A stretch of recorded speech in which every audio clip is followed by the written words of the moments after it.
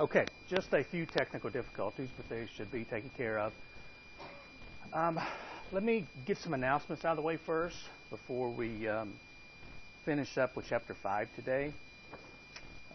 First of all, what I'm passing around for anybody who might be interested, since registering for spring classes will be coming up fairly soon, is this contains a couple of things. One, it contains information on the new commercial bank management program, and also a couple of new classes that we are offering. And you don't have to be in that program to take the classes, but we're going to start offering those in the spring semester.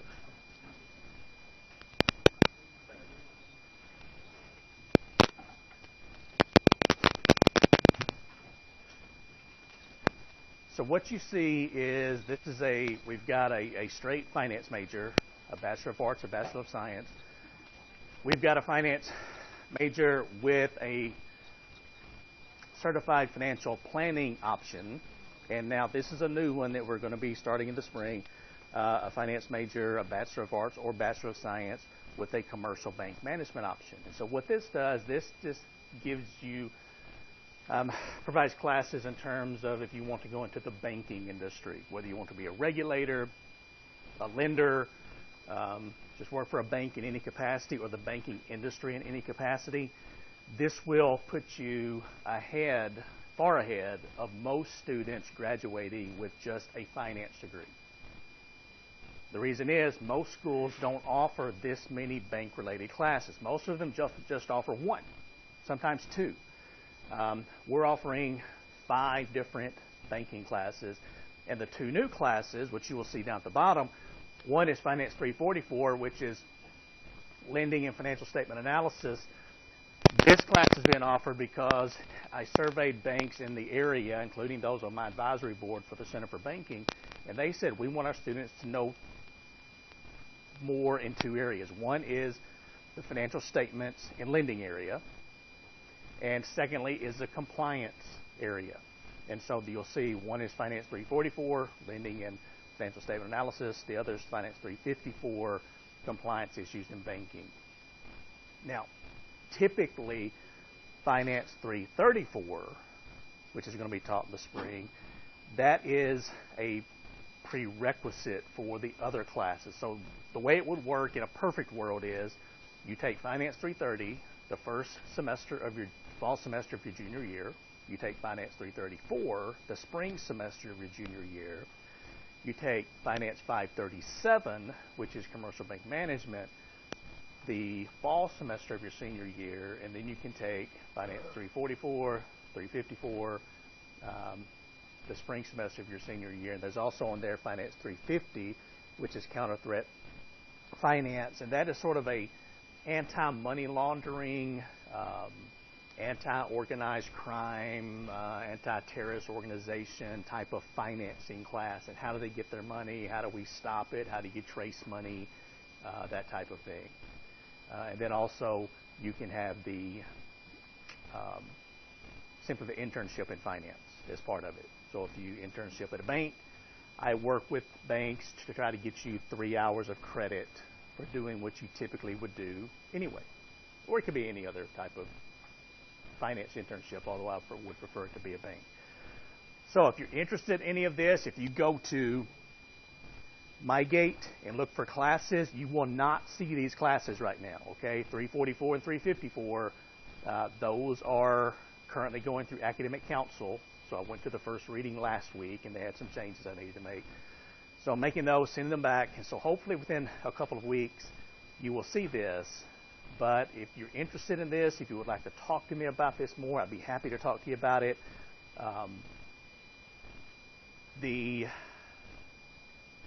classes, and how many people plan on taking Finance 334 in the spring semester? Is anybody in here going to take that? If you're a finance major, you pretty much have to take it. Anybody? So a couple of you? Okay. Now, if you are let's say you're graduating in the spring, and you haven't had Finance 334, but you say, hey, I wouldn't mind taking one of these classes, or I wouldn't mind taking Finance 334 and one of these classes, then come see me, and I'll see about trying to get the 334 prerequisite waived so that you could take 334 and one of these other classes at the same time if you wanted to. You know, you may say, hey, it's too late for me to do this because I'm about to graduate, but I wouldn't mind taking a couple of these classes just to make myself more marketable in the banking area. Come see me about this, okay? And I'll work with you on trying to get that prerequisite waived so that you can take them concurrently. All right, so that's one thing. Second announcement is your quiz. Now, most of you, I looked at the quiz grades today. Most of you did well on the quiz, the first quiz.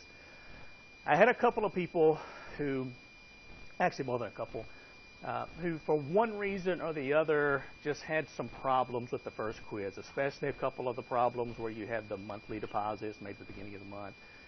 Sometimes it was calculator problems. Some of you were just getting your calculator. I mean, so I'm going to extend a one-time bonus offer to you. This is the only time this is going to happen all semester, okay? I'm going to open up quiz 1 again. I'm going to open it up today. It's going to be open until Thursday.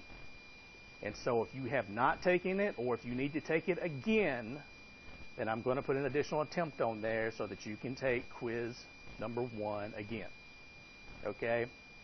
This is the only offer of this kind for this semester. All right? Also, you're going to have quiz 2, which covers chapter 5. I'm going to open it this afternoon also, and it's going to stay open probably until Sunday, I'm guessing, Saturday or Sunday. And it's going to cover the entire chapter. It's a 10-question quiz.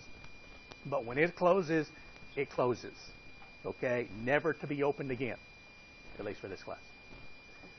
All right, so I'm trying to just be fair to everybody. You want to do well, and for whatever reason, calculator's stuck on the wrong thing, and you keep getting the wrong answers. Well, even if you take it 3 times, you're still not going to get the right answer. So you get a 4th try.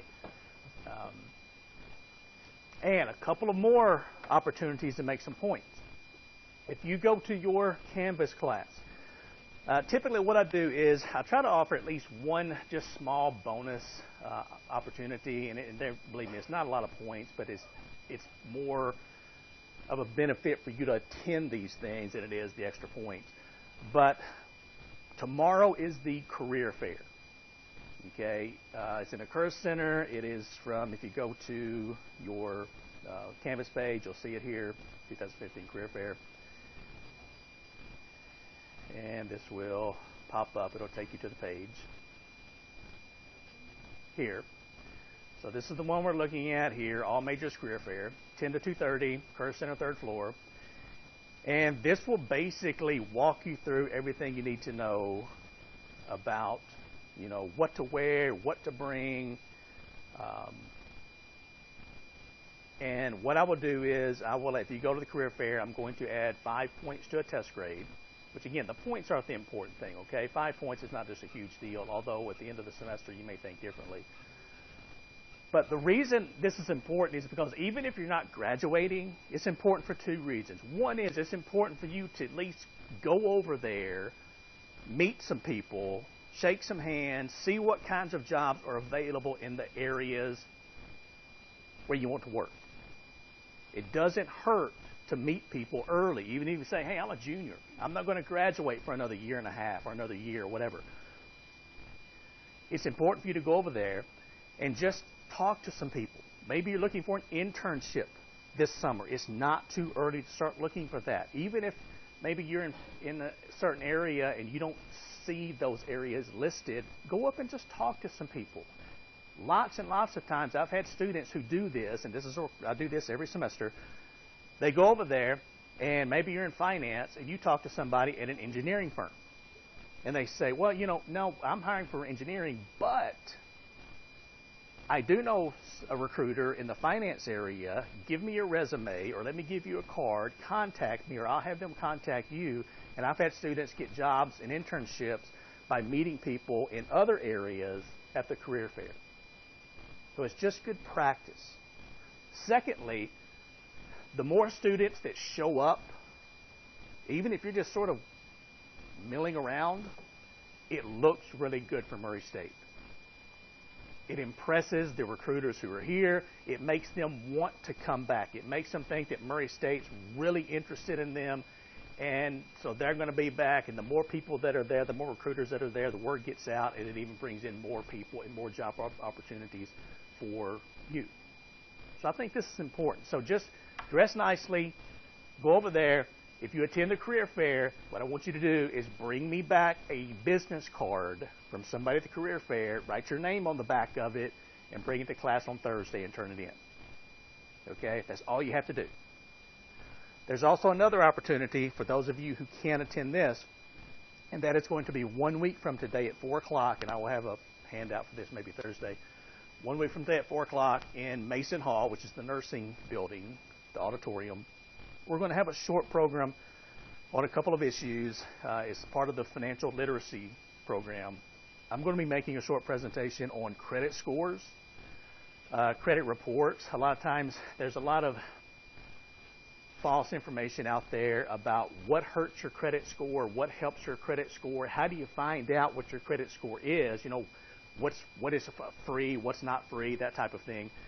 So I'm going to make a presentation on that, and then the director of financial aid is going to be there to talk about student loans and helping you understand your student loans, what are some additional sources of financing for college, that type of thing. So that is next Tuesday at 4 o'clock in the Mason Hall auditorium. And if you attend that, one or the other, you get the bonus points. Okay? I would like for you to attend both of them, but you only get bonus points one time. Okay? Now, for those of you who are off campus, or if you're listening to me in the online class and you're thinking, well, I'm not anywhere near campus. Okay, I can't do this. Or anybody else who can't do any of these. If you're on campus and you can attend some type of academic function, whether it's an academic meeting, a speaker, whatever, just let me know. I will give you the bonus points. Yeah, this is not a difficult process. If you're off campus and you attend any type of professional development, job training, just about anything out of the ordinary, let me know. I will give you credit for the 5 points added to a test grade. So I am trying to give away these points. You just have to attend something to get the points. Okay? It's an either or for the points. It is, I would like for you to attend both of them if you can, simply because I think it's really good for you. I think the career fair is really good for you from a professional perspective. The program next Tuesday afternoon, I think, will be really good from a personal perspective in terms of understanding your credit score. Tuesday at 4 o'clock in Mason Hall Auditorium. And we may have some other things too. This is just our first one of the year. And so, but I should have this on your Canvas page once I get the flyer created. I'll have it, but we'll talk about it on Thursday. And remember, Quiz 1 open again today through probably Thursday, and then Quiz 2 is going to be open today through the weekend. All right, I think that's all my announcements. Yes, ma'am. So we know that the secretary and so 5 points. Yeah, either or. Either or. But again, you win points in my heart if you go to both of them. Okay? You really impress me. That doesn't mean anything for your grade, but it really impresses me, and I think it will be helpful to hear that information next Tuesday, and also to support me, okay? Your favorite finance professor. Probably your only finance professor, but still. All right. So are there any other questions about, I think that's it. What's happening? I think that's it. Also, if anybody's interested, I've had a couple students come see me already, but if you happen to be interested and maybe thinking about changing your major to finance, I'd be happy to talk to you. You can come sit down with me. We can go through your RACER report, take a look at, what classes do you need to take? Will it take you any longer to graduate? And for the ones I've talked to so far, it's not going to take them any longer to graduate than what they're currently doing. So if you are interested in that, if you want to talk about careers, jobs, any of that, then let me know, and I'll be happy to talk to you. Email is probably the best way to set up an appointment. I'm just looking at, I haven't had a chance to look at this yet. I'm looking at the employers that are going to be at the career fair.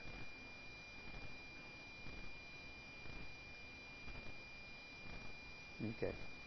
So far, 81 employers. All right.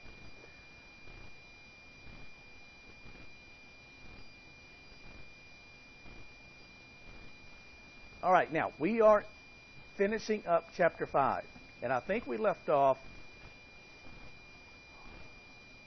in our last class. We had just purchased a car, and I wanted to say a couple of things about buying a car.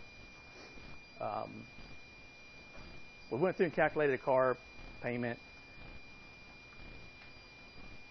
and again, I wanted to make sure that everybody understood that when I was talking about buying a car, and I talked about buying new cars versus used cars, that there's nothing at all wrong if you like purchasing new cars. Maybe you kind of walk away from this saying he's saying never buy a new car. I'm not saying that. I did tell you that I've never owned a new car, but it's not an issue for me, but that is an issue for my wife. Because she says everybody should own a new car at least one time in their life. So we've come up with a deal that at age 75, I'm still kicking. I'm going to buy a brand new Corvette when I reach age 75. Because by then, I figure I'll have, just some money sitting around.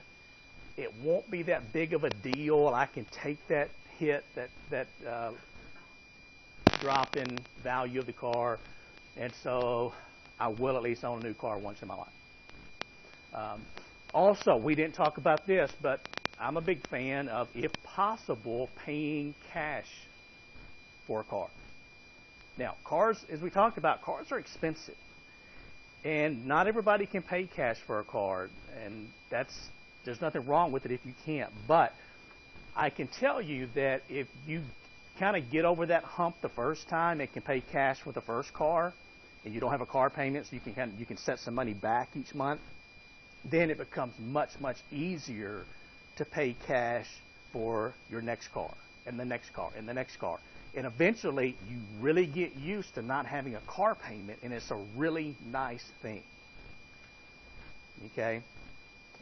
It's a really, I don't know how you'd put it, kind of just a freedom of not having that $300, $400, $500, even $600 or $700 car payment each month. But again, you have to sacrifice, and you have to get over that hump, and probably you're not going to be paying cash for $40,000 and $50,000 cars. You might be, I don't know. But again, that is an option, and that's what a lot of financial planners suggest, is, if possible, paying cash for your vehicles. So we went through a car payment. We talked about that. Now let's purchase a home. For most of you, this is going to be your biggest purchase in your life. Homes, just like cars, are expensive. Houses cost a lot of money, even in Murray, Kentucky. Small town, rural Kentucky, homes can cost a lot of money. So when you buy a home, typically you borrow money to purchase the home. And that loan associated with buying a home is called a home mortgage. So when you hear something about a mortgage, that's just a home loan. And two of the most popular mortgages are a 30-year fixed rate mortgage and a 15-year fixed rate mortgage. So what that means is, as the name implies, the interest rate is fixed for 30 years or 15 years. It doesn't change. So that's a good thing, because you know what your home payment's going to be each and every month for 15 or 30 years. Now, you can get 3-year mortgages, 5-year mortgages, 7, 10, 20, 25. You can even get up to 40-year mortgages. Okay, but I would not suggest getting a 40-year mortgage. The reason for that is In places where houses are very expensive, for example, on the coast, the east or the west coast, sometimes they have 40-year mortgages because houses are simply unaffordable for people at a 30-year mortgage. But I still don't know if I would suggest going that route. But in this example, when you, in real life too, when you buy a house, you have to have a down payment. Now, a few years ago, before the 2008 financial crisis, there were lots of lenders who were making 100% loans, which means if you buy a house that costs $200,000, they're going to loan you $200,000. That means you have 0% equity in the house. Equity is the portion of the house that you own. Lenders would even lend 102, 103, 105% of the purchase price, which means if you buy a house for $200,000, they will loan you $202,000, $204,000, $205,000 on that house. And that was a great thing until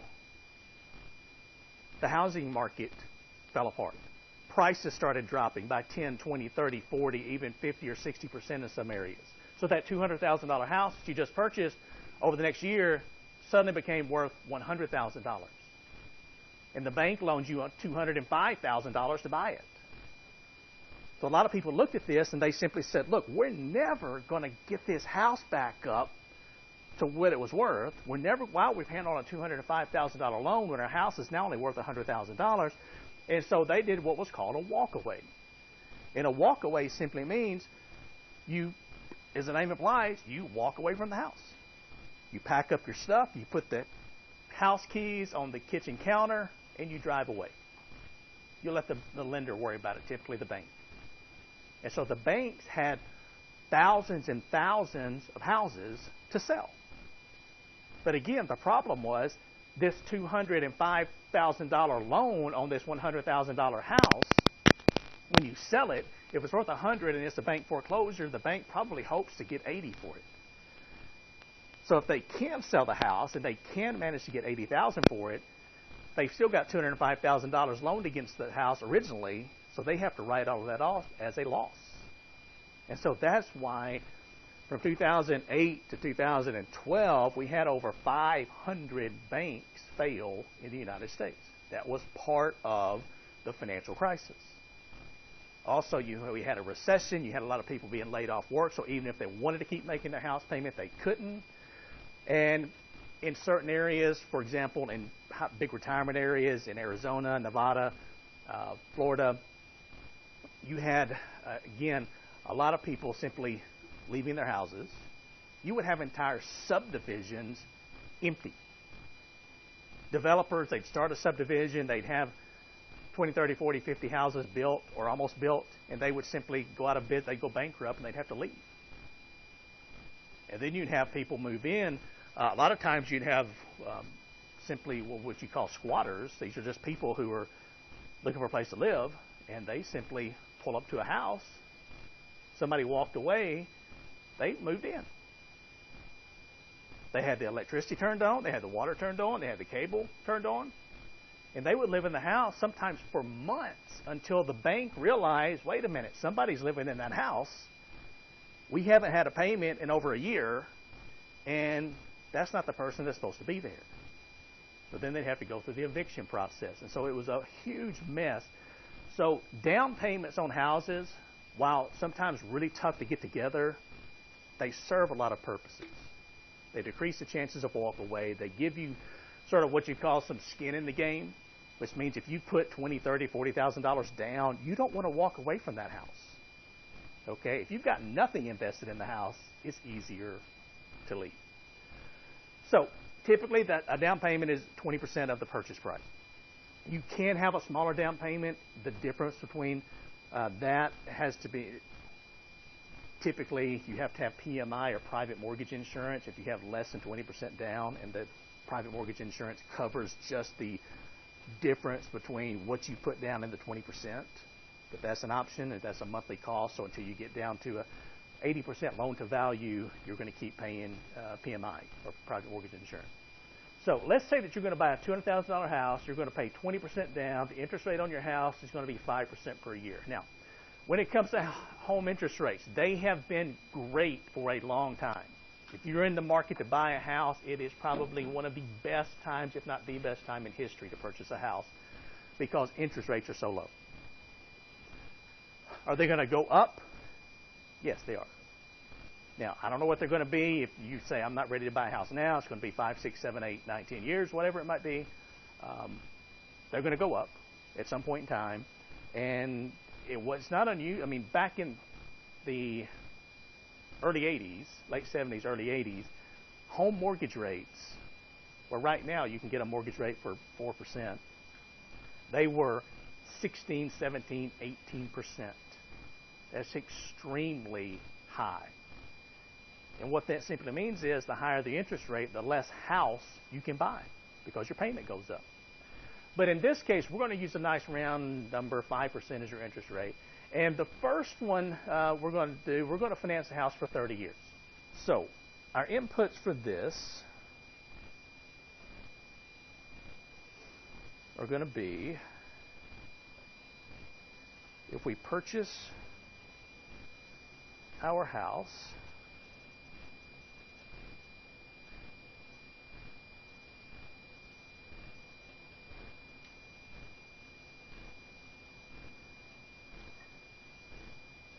okay, so we're buying a $200,000 house. We're going to put down 20% of that. 20% times $200,000 is $40,000. So we're going to borrow the difference, which is 200 minus 40, or $160,000.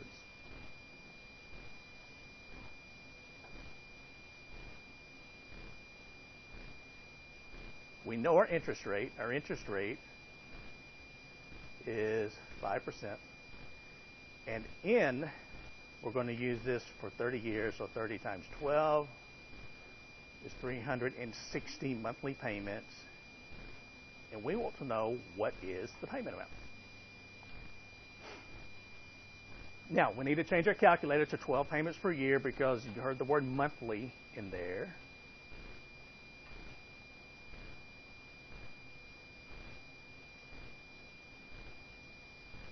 If I could get this right.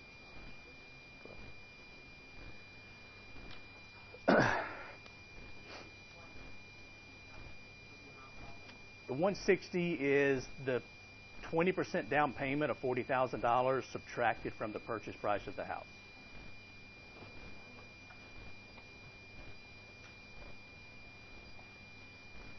All right.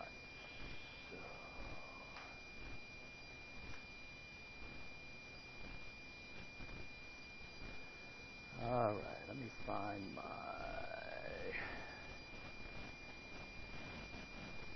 calculator.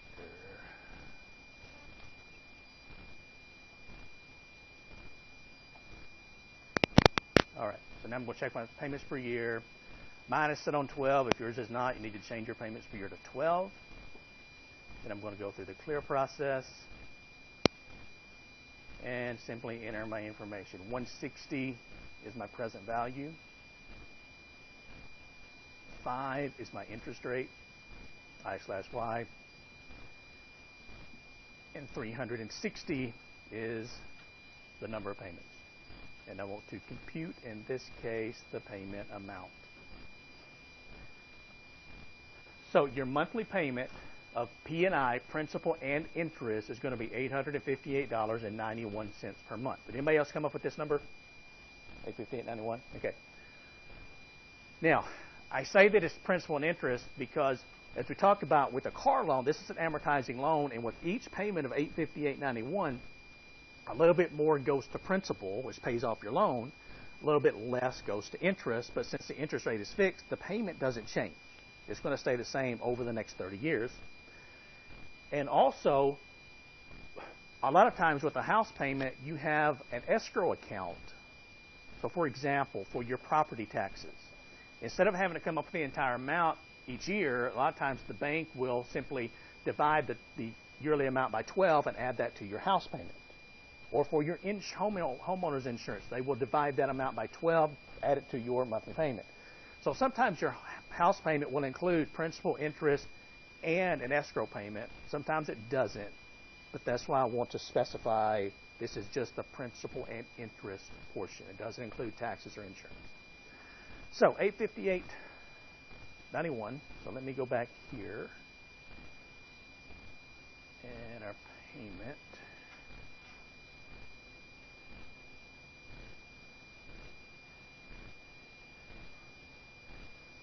So this is per month. Now, let's purchase the same house. The only difference being, instead of financing this house for 30 years, we're going to finance it for 15 years. And so that's what we have here.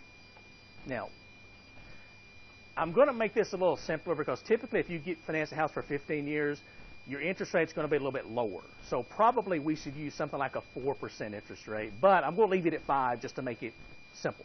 Okay? So the only thing we're going to change is our N. So we're going to change it to 180. Press the N key. Everything else is the same. And compute the payment amount. So now the payment is $1,265.27 per month. So $1,265.27. So if we go back here, we can see that for 15 years,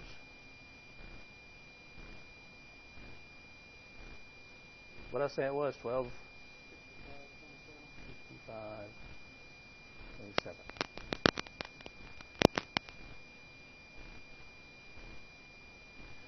So this is 30 years. This is 15 years. Now, a couple of things about this. One is a lot of times whenever you go into a bank and you say, I want to buy a house, the bank is going to say, okay, we offer several more products, and they're going to probably say we offer a 30-year fixed and a 15-year fixed.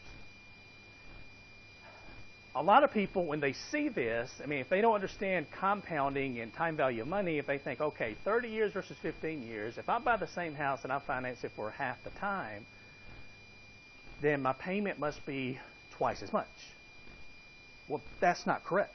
Okay, now you can see the payment on the same house for 15 years is, $408, $407 more per month. Is that right? Which is more, but it's not twice as much as this. But what this means is if you pay $407 per month after 15 years, your house is going to be completely paid for. Whereas after 30 years, a lot of times they think, well, if I'm paying on a house and I've paid on it for 15 years already, the house has to be half paid for. And that's actually not true either, and we can take a look at that in just a second. So I'm not saying one is better than the other. There's lots of good options out there. It's just you need to understand your two options. And I would suggest, if you can, when you buy a house, if you can, finance it using a 15-year fixed-rate mortgage. Okay? That's just a personal preference. If you talk to other financial people, most of them will recommend that. The last few years, there's been kind of a change because 30-year rates have been so cheap that some people have said, well, you should finance it for 30 years, take the difference that you would have put on the 15-year mortgage and invest it. But for the average person, that takes too much financial discipline. It takes too much time and effort, and they just don't go through with it. So it sounds good, but unless you go through with it, it doesn't work. So I would suggest going with the 15-year mortgage. And if you can't finance a house for 15 years that you want to buy, I would suggest finding a cheaper house. Okay? I'm just telling you from personal experience. But we can buy a house. And remember, these are the same two houses, just financed differently.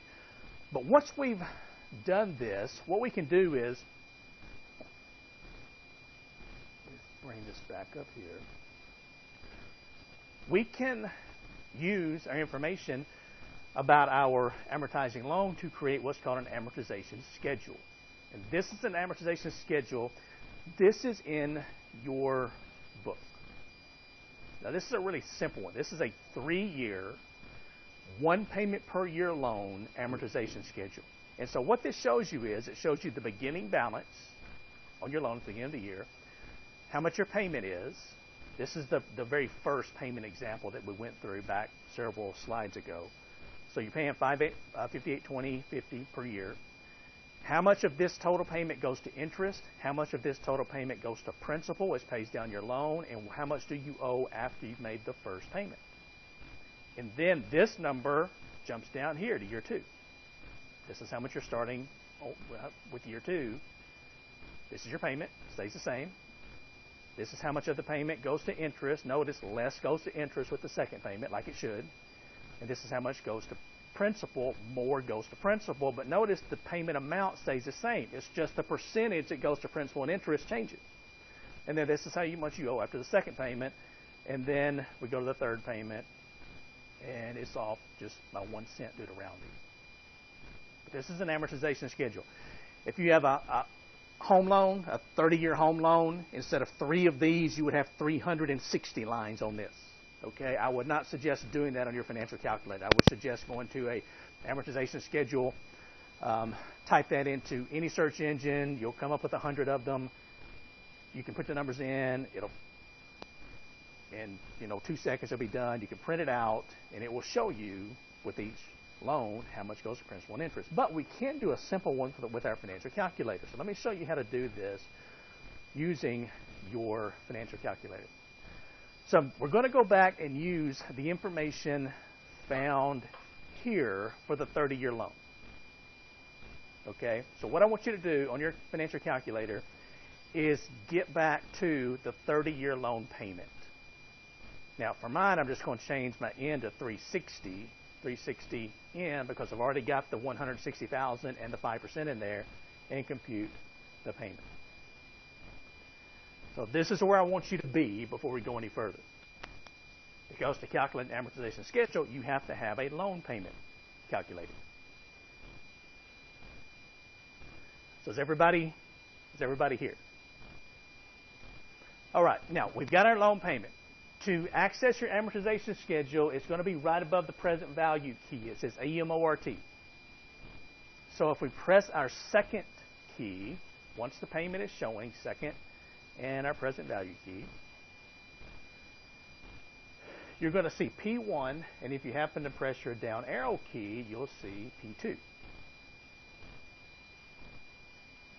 And you can't get lost here. It's going to take you back around. But this is where I want you to be right now, P1.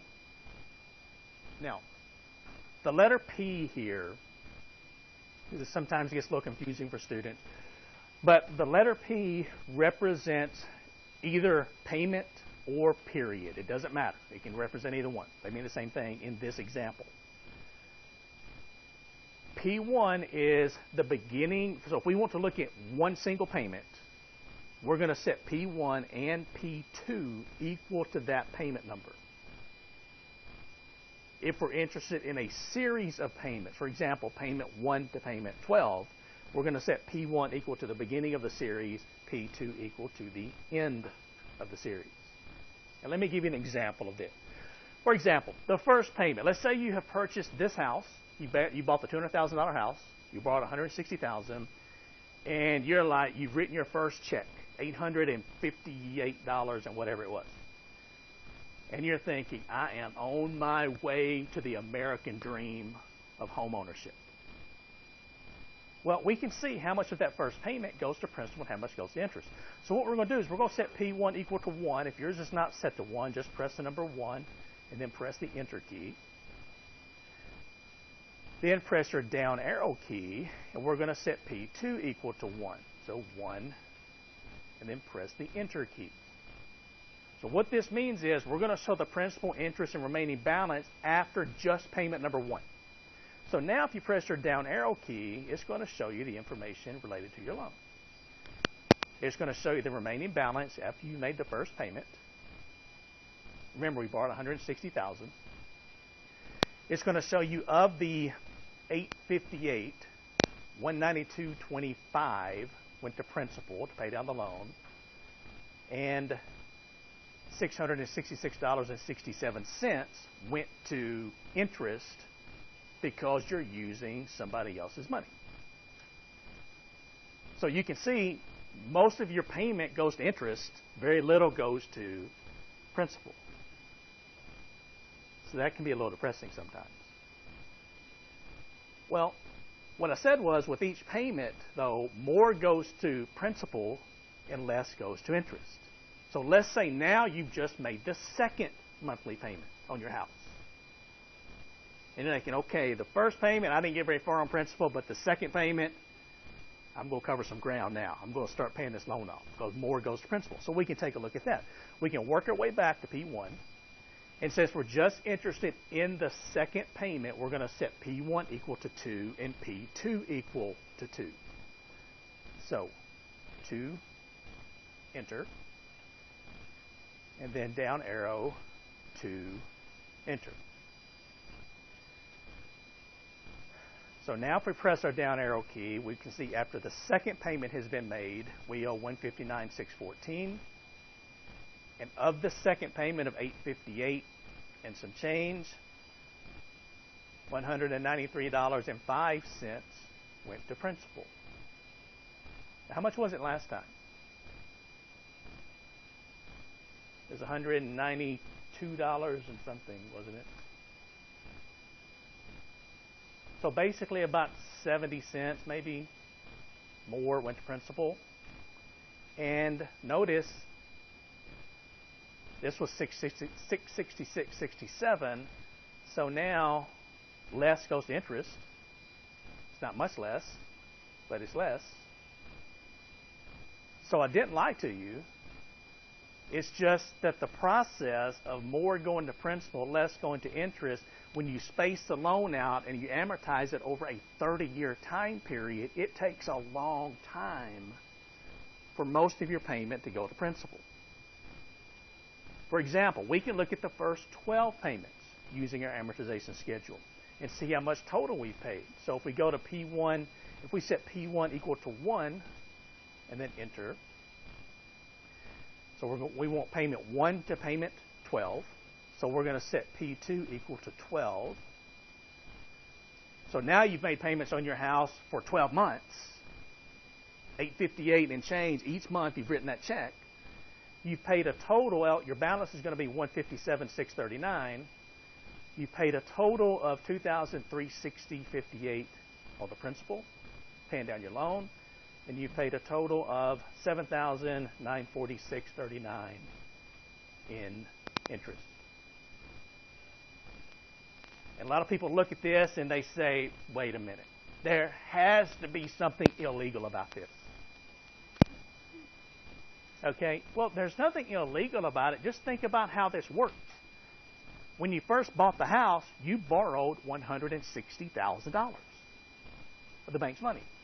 Now, with the first payment, you paid off a little bit of that once, not much, but a little bit. So at the second month, you owe less to the bank, a little bit less. But still, most of your payment's going to interest. With the third payment, you owe a little bit less, but most of your payment's going to interest. And so early in the life of a 30-year mortgage, most of your money is going to the bank because you're using their money. You still have a lot of their money outstanding. But as you pay down the loan, less of the payment goes to interest, more goes to principal. It's a really slow process, and a lot of people don't understand that.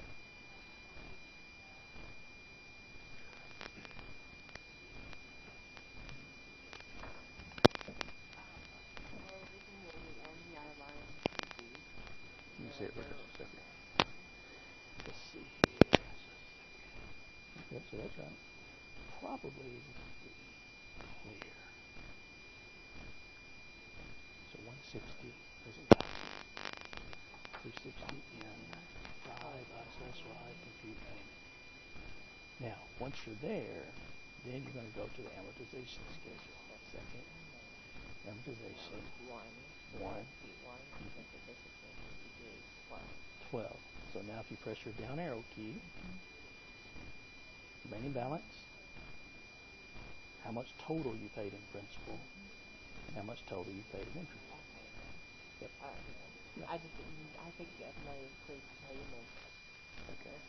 Because if that goes away, then everything else goes away. All right. Okay, now we can look at the same. Let's look at this house one more time. But, and I told you earlier that if you pay on a 30-year mortgage for 15 years, some people think your house is half paid for. Well, we can show that it's not. And we'll do that by setting P1 equal to 1 and P2 equal to 180, which is 15 years worth of payments. So now you paid on your house for 15 years. You think the balance should be half of 160, which would be 80,000, but the balance is actually 108,614. And again, the difference is because your money is going to interest, and so far you have paid $51,385 on the principal, and you've paid to this point $103,218 in interest, and you're only halfway through. Okay? And we can see the total cost of the house over 30 years if you want to. We can set P1 equal to 1, P2 equal to 360. You'll see the balance should be 0, off a little bit due to rounding. You paid the entire $160,000 plus you paid $149,209 in interest. So this house has cost you over 30 years the 160 plus the 149, so that's 309, plus the $40,000 down payment, so that's $349,000 that you paid for this $200,000 house. You may think that doesn't make much sense, but that's basically how it works when it comes to home ownership. Because keep in mind, what's supposed to happen is, or what traditionally happens is, the value of this house will increase. So even though you're paying a lot in interest, hopefully the value of the house will go up to offset what you're having to pay in total for the house. Now, we can look at the same house, but instead of financing it for 30 years, we finance it for 15 years. Now, I'm going to go back and I'm going to change my payment, my N. Let me go back here. I'm just going to start over. Let's go through the same thing, but we borrowed $160,000, and this is my present value. 5 is my interest rate. What we're doing, we're calculating the payment on a 15-year loan now, what we did earlier. And 180 is my N. And compute the payment. So this is what we did earlier. This is the same house. Everything else is the same down payment, everything, just for 15 years. Now, if we, for example, after 15 years, we can go to our amortization schedule. We can set P1 equal to 1. We can set P2 equal to 180.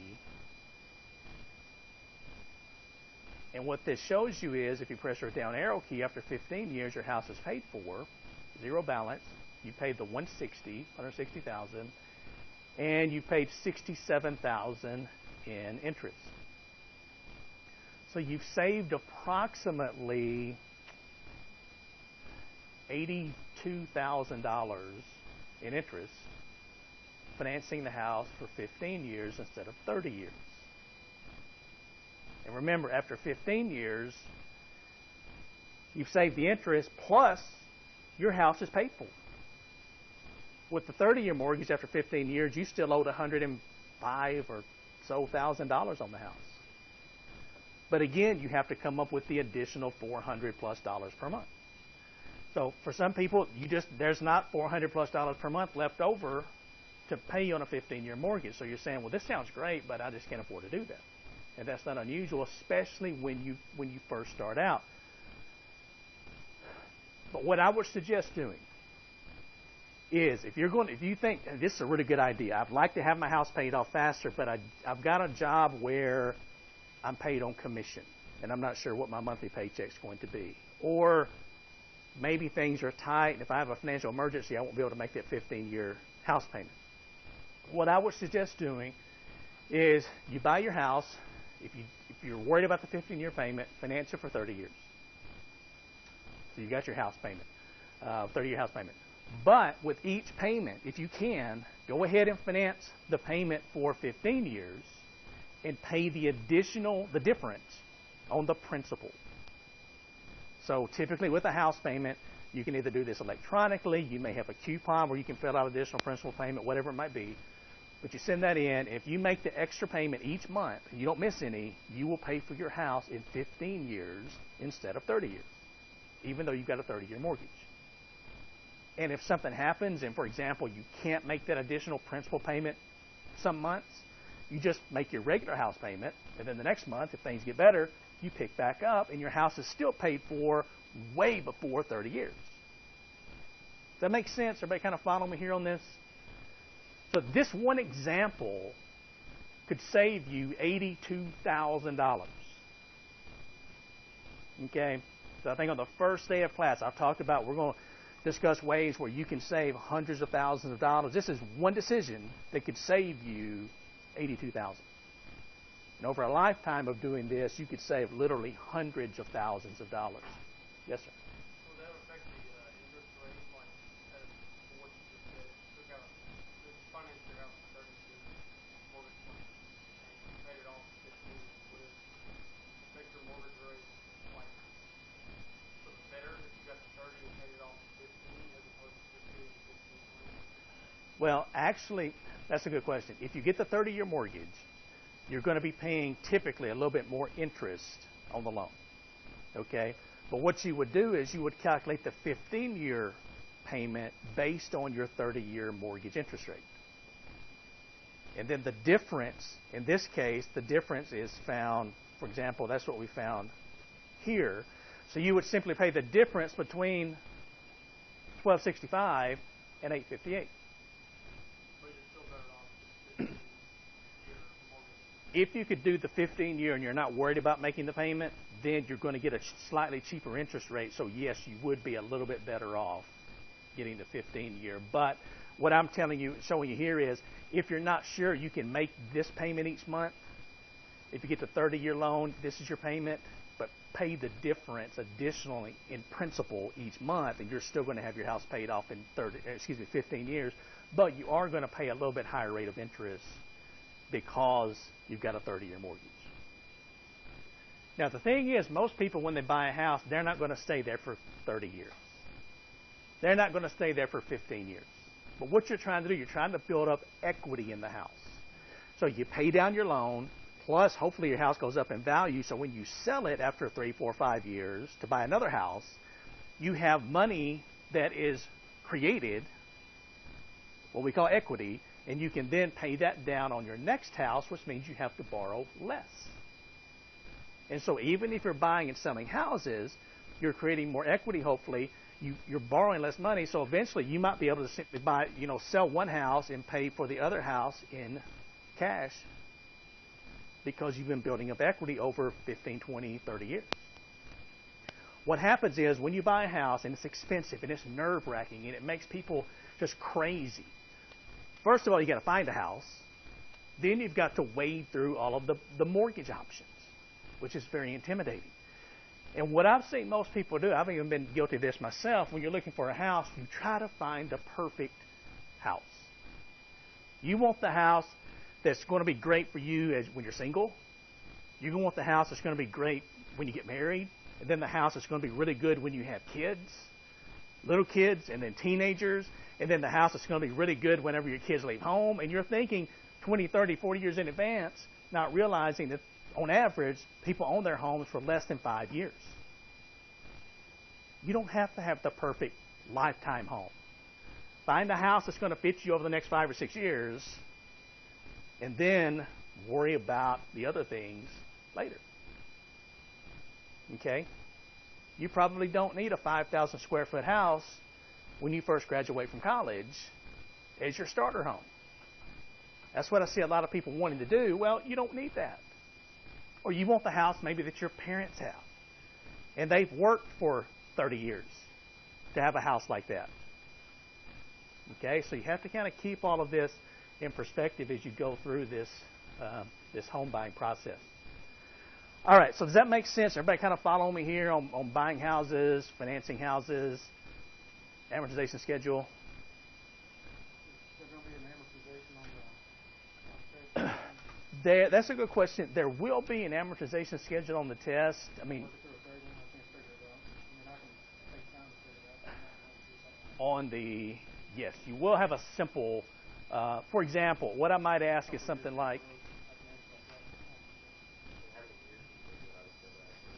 I'm probably going to put something like this, an annual amortization table, just so you could do it by hand if you did not. Now, you can't do it on your scientific calculators, okay? It is possible. Has anybody figured that out on your scientific calculator? If you have it and you do, and you want to share that knowledge with somebody else, then by all means do that. But if not, what I may do, for example, I may have something, a loan, and I may ask, for example, how much interest was paid during the second year. So I give you this information. You have to calculate the amortization schedule to tell me how much is interest paid in the second year, or how much principal was paid with the first payment, something like that. When we do the amortization schedule, P1 always stay equal to 1 and then you change the payments? Well, not necessarily. For example, if you're interested, let's say you're interested in payments 13 to 24, then P1 would be the start of your payments. P2 would be the end of your payment period that you're interested in. Or if you're interested in just payment number 46 of a loan, P1 would be 46, P2 would be 46. So let me kind of summarize that for you. Okay, so if you're interested in a single payment,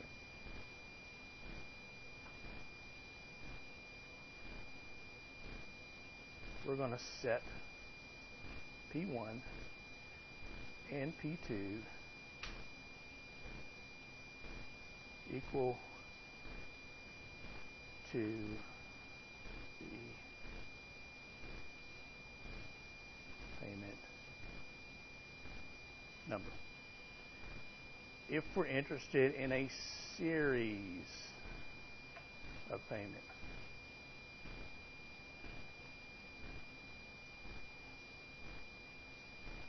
set P1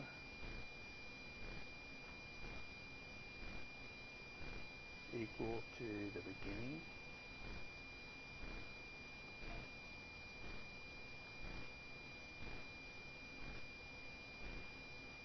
and P2, this will be an and sign by the way, and P2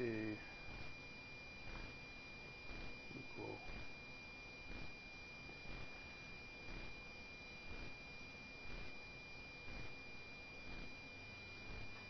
all right.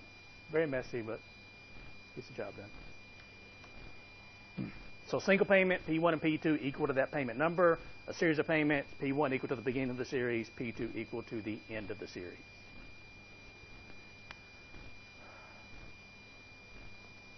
And let's see. Are there any questions about loans to this point before we finish off? You can kind of go through this. This will show you how to use the amortization schedule using the BA2 Plus. So again, this is a step-by-step, directions to do this.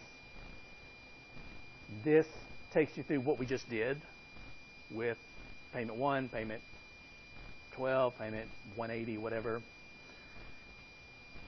And this is our very last topic, but I want to make sure, is everybody comfortable with the loan information? Because this is something, and this applies to student loans, boat loans, car loans, everything. I mean, if you understand the process, there's nothing wrong with borrowing money. You just need to understand what you're getting yourself into so that you're not taken advantage of. And that's the key to all of it. All right, the last item here is calculating a percentage growth rate. And in the example here, we've got 5 cash flows from 2007 to 2011. The first cash flow from an investment being $1,250. The last cash flow being $1,520. And the question is, what is your average annual rate of return on this investment? With your financial calculator, we can determine this. So what we're going to do is we would enter the first cash flow as the present value. Now remember, your calculator is set to 12 payments per year, so change back to 1 payment per year. We're going to enter the last cash. We're not worried about what happens in between. We're simply worried about the last cash flow. is 1520 positive. Notice the present value is negative, the future value is positive. Now, here's the tricky part. We need the N, and that is the number of growth periods. Now, we've got 5 years worth of cash flows, but only 4 growth periods. For example, 07 to 08 is 1 growth period. 08 to 09 is 1 growth period. So we've got 4 growth periods. We put in N of 4, compute the I/Y, and you should come up with a percentage growth rate per year of 5%. Did everybody come up with that? And let me see if I can come up with it really quickly. Second. Limit per year, 1. Enter. Now again, really important to go through the clear process.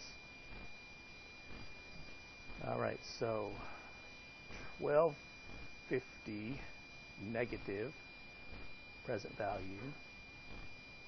1520 positive is the future value. 4 is my N, and in this kind of time I want to compute the I/Y, which is the percentage growth rate, and it comes out to 5.01%.